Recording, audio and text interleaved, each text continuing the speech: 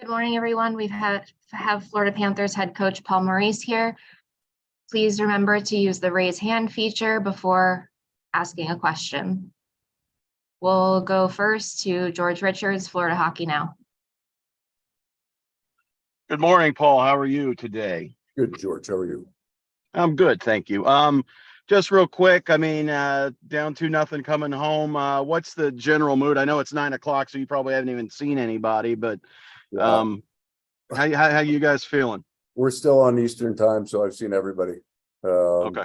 We'll meet here in about 15 minutes, but strong, George. Make sure in mornings like this, we dropped a couple of games to get around to all the players just to say good morning, check in on guys, and strong. Any update on Radko Gudas? No, all that testing will be done today, and then it'll be done when we get back. Okay, thank you.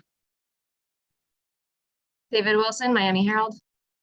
Hey, Paul. First, I guess same on E2. Just I assume that'll be something you guys will sort out in the next couple of days. With him, he's day to day.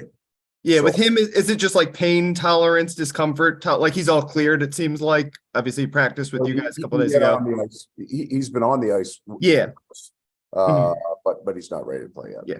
And then one other, you touched on their rush game last night, and it seems like just with the skill of their defense, they're pretty good against your guys' forecheck. Is it a matter of making some adjustments, better execution? How do you guys get back to what was working so well for you guys in the first couple rounds? Right. Well, the rush game is elite for sure, but we faced other teams like that. We've just put ourselves in a position coming to handle the rush where we've had to give more ice than we want to give. Some of it's based on their speed. They're going to get those chances. And some of it is just our positioning. When you're pushing, I'm going to separate both games because they were both different for me. I thought the first game was very even in terms of what we gave off the rush to what we got off the rush. It was fairly flat with that. Last night, clearly they got on us off the rush. And because we were in a deficit by the time they crossed the line, we had a harder time containing and killing those plays in the D zone. So it'll be a focus for us for sure. Derek Van Diest, NHL.com. Hi, Paul. Thanks for taking the time out. I just want to ask you, there's an adage that says you're never really in trouble until you lose a game at home. Do you guys kind of feel that way heading home, or does that mean much? Yeah. We're using all the positive adages right now. Yeah. Okay. So we're hanging hard to that one. We feel that our best hockey is still ahead of us. We feel that we certainly haven't controlled the game at times, but in the first game, we didn't feel it was controlled against us either. There was about a 5-minute block in the second period after we'd taken a penalty where they had spent some time on our end and got rolling around. So much of all of our perceptions, not just yours, but mine as well, is crowd reaction. So, you take that offensive zone or, Verhaeghe's breakaway and put it in our building and we're on it, right? We're feeling good, the zone time. So we're excited to get home. We clearly we got to be strong at home and we're prepared to be. Thanks, Paul. Colby Guy, Florida Hockey Now. Hey, Paul, I just wanted to go over one of the few positives from the first two games. Anton Lundell really looked. Don't be negative, Colby. There were more than a few, but go ahead. Yeah, but Anton Lundell really looked like he was on his game, at least in the offensive zone, setting up Eric Stahl on that goal and then his goal. What have you seen from him in the offensive zone and just from his development throughout the year? Well, he's been just a great story for us in terms of what we believed will be learned development. So he gets to keep these things. It's not like he's getting hot. It's not like he's been lucky for a couple of weeks. We feel right from the start of it, clearly from January on, he was able to, and some of it's just confidence, hold on to pucks, create things, not force things. Like the play that he made to Eric, he actually created the lane on the pass that he made, where early in the year, I think he would have forced that much earlier or tried to put it through somebody's feet. He moved his body very well. He's a really good skater. He's a very smart hockey player. He can play at both ends. He's on our penalty killing. He's at some point going to be on our power play. We're very pleased with where he's gotten. Mark Anderson, Associated Press.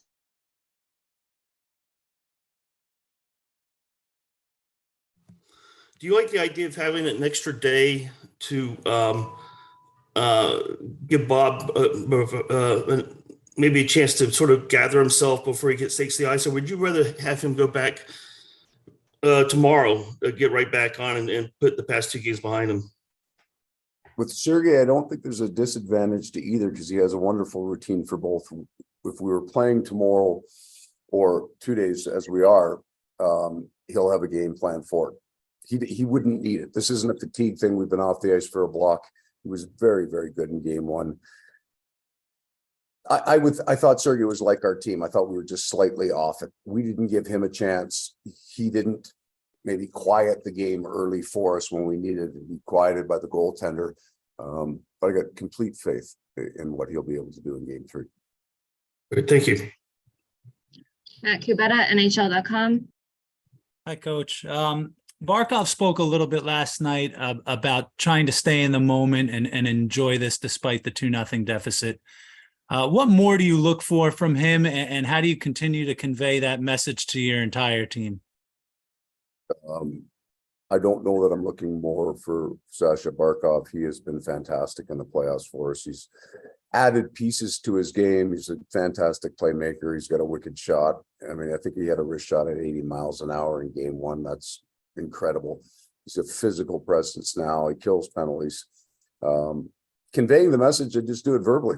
It's going to happen here in about 5 minutes. I'm going to give him a game plan for today, a game plan for tomorrow. We'll start the process of talking about things that we want to be really good at in game 3, and making sure that that message is very, very clear to them.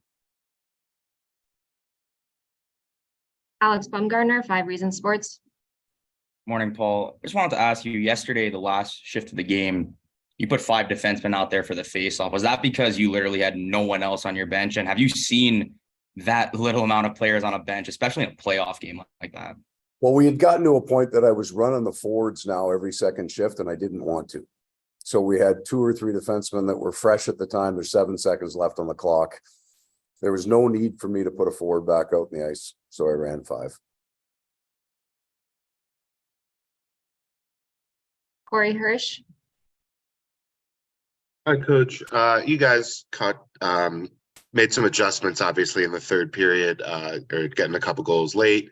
Do you look at those adjustments as seeing kind of having some options moving forward here as you guys go to Florida, or just kind of trying to shake things up there late?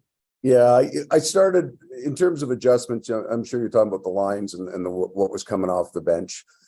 Because we went 11-7, there was going to be more flexibility to do that, try some things. When it got away from us, I rolled a lot of different lines, not necessarily looking for something, but we had run very consistent lines straight through to the end of the Carolina series. With A2 out, our lines changed. Because of that, sometimes the dynamic changed. The matchup on the road certainly changes. So we'll look at that. I don't know that the changes in the lines had an impact or was the reason for generating the goals that we did, but certainly won't discount it. We'll take one final question. Neil McHale. Hi, Paul. You mentioned that line jumbling. I'm just curious how much you lose from, when you don't have a guy like E2 in your lineup. I mean, because it seems like, you've spoken very highly of him in prior and how much he can really fill in on any line. Just what do you lose in a guy like him? Well, it's a challenge. You lose one of your top 9, and he has specific things that he does. He makes whatever the line that he plays with stronger defensively for sure, and he's an excellent forechecker. He's also a really prime penalty killer for us. So we lose that. We've also played games and won games. We lost Barkov 2 minutes into a game and found a way to win. So that's the story of the playoffs for each team. There'll be guys that go down and go back to I think the very second question about cliches. There's a reason for them because they're true. It is an opportunity, right? Ryan Lombard ran 2.5 months in the 3-hole and played very, very well for us. So he gets that opportunity. Zach Dalby scored one of the biggest goals of the season for us in Boston. So in game 1, he got that opportunity. So there is that for those players. Thanks, everyone. Thanks, guys.